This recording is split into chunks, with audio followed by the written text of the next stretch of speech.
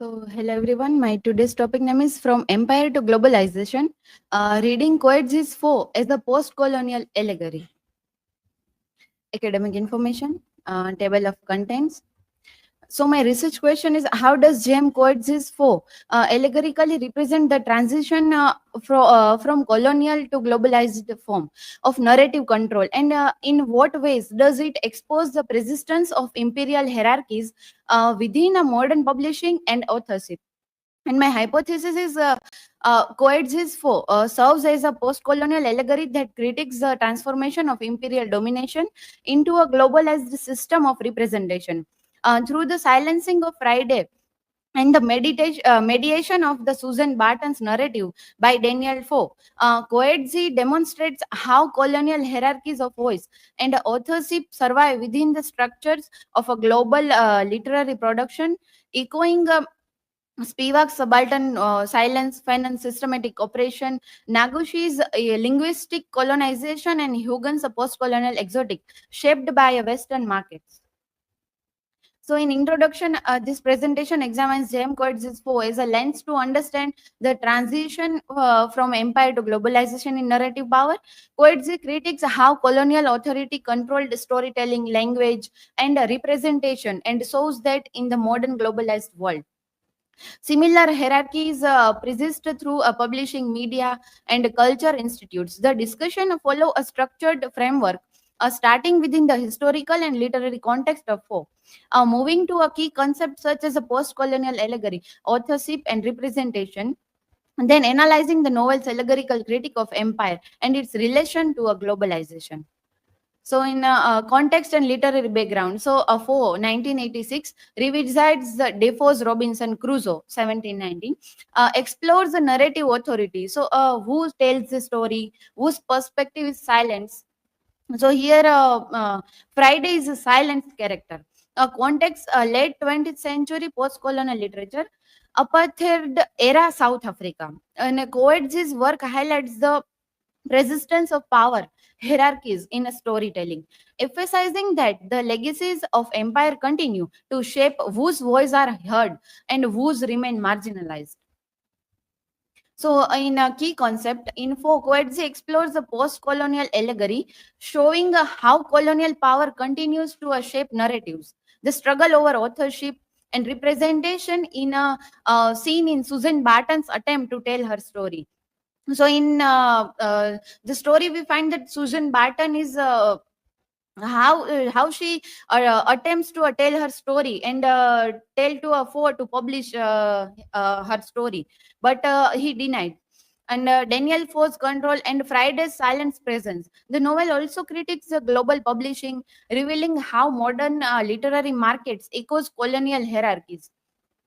Overall, it demonstrates the strategy to decolonize the narrative by giving a voice, symbolically or directly, to those historical marginalized.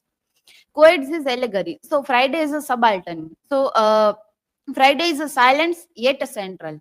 Island is a microcosm of control and narrative power. So a microcosm means something is a small example of something is a larger. Island is a microcosm of control and narrative power.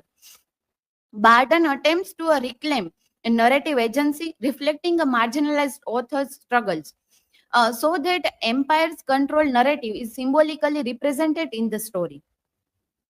From empire to globalization, so empire, so Crusoe's Defoe, are controlled through a colonization, ownership, and a storytelling.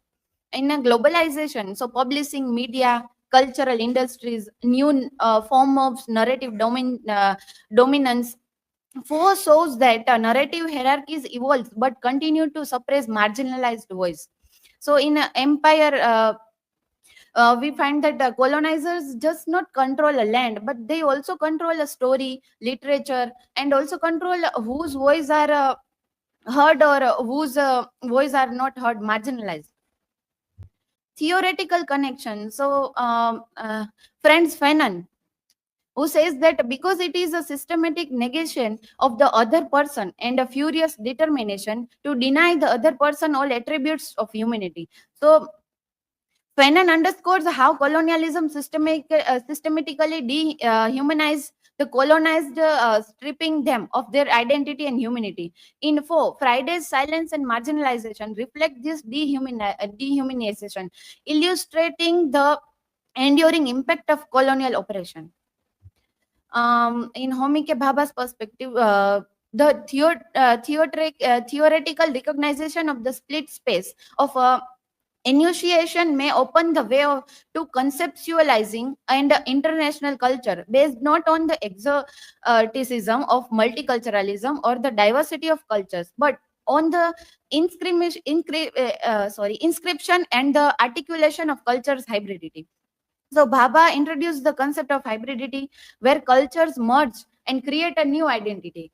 Info, the interaction between the different characters and cultures illustrate this hybridization, challenging a fixed culture boundaries. Gayatri Chakravarti Spivak, the subaltern cannot speak. There is a no virtue in global laundry, leads with woman as a pious theme. So, Spivak argues that the subaltern, particularly women in colonized societies, cannot truly speak within the structure of power that define them.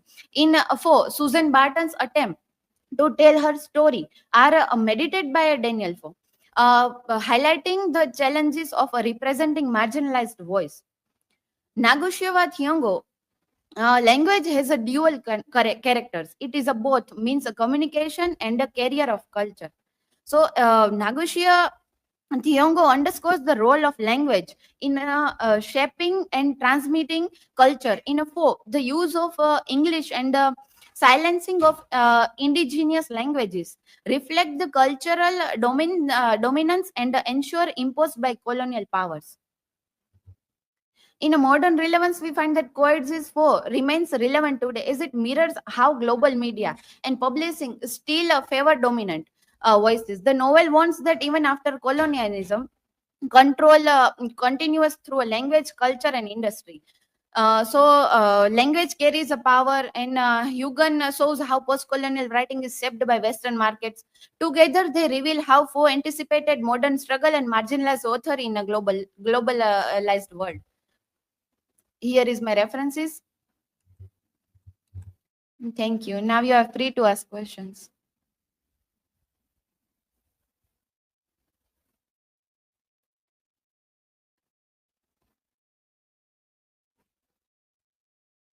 So, my question for you: what post colonial ideas help us understand Foe in the context of a modern global power structures? So, thinkers like Nagusheva Thiongo, Gayatri Chakravarti Spivak, and Hugan, we find that they articles and they thinking help us to understand a Foe. In a Foe, we find that old and new control both are. Uh, uh, we find in a Foe. So, how in globalization world, powerful countries and big companies are controlled poorer countries and marginalized people.